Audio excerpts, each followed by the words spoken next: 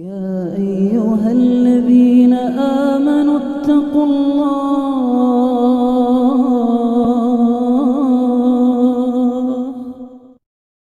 بسم الله الرحمن الرحيم.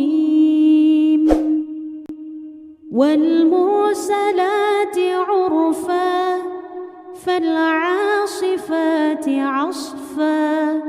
والناشرات نشرا فالفارقات فرقا فالملقيات ذكرا عذرا أو نذرا إنما توعدون لواقع فإذا النجوم طمست وإذا السماء فرجت وإذا الجبال نسفت وإذا الرسل أقتت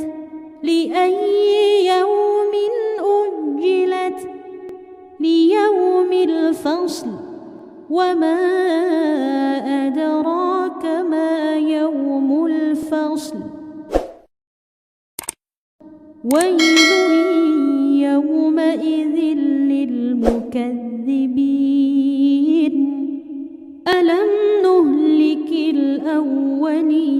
الأولين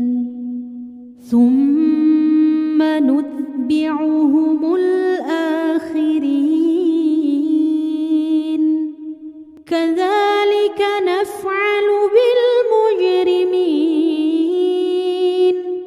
ويل يومئذ للمكذبين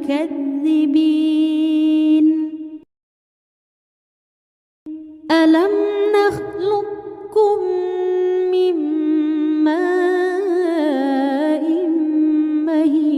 مهين فجعلناه في قرار مكين إلى قدر معلوم فقدرنا فنعم القادرون ويل يومئذ للمكذبين ألم نجعل الأرض كفاتا أحياء وأمواتا وجعلنا فيها رواسي شامخات وأسقيناكم ماء فراتا ويل يومئذ للمكذبين انطلقوا إلى ما كنتم به تكذبون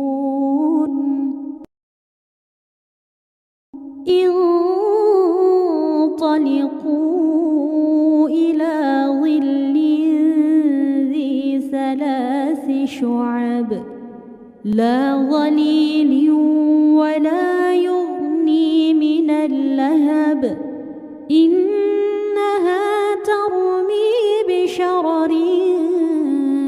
كالقصر كأنه جمالة صفر ويل يومئذ للمكذبين هذا يوم لا ينطقون ولا يؤذن لهم فيعتذرون ويل يومئذ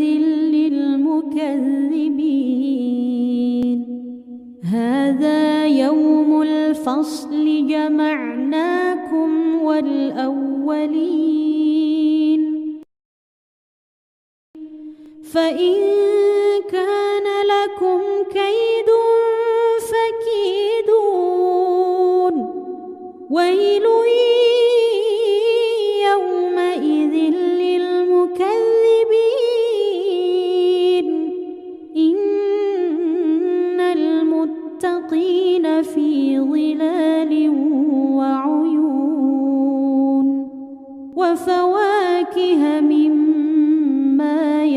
يشتهون كلوا واشربوا هنيئا بما كنتم تعملون إنا كذلك نجزي المحسنين ويل يومئذ للمكذبين كلوا وتمتعوا قليلا إنكم مجرمون ويل يومئذ للمكذبين وإذا قيل لهم اركعوا لا يركعون ويل يومئذ للمكذبين فبأي حديث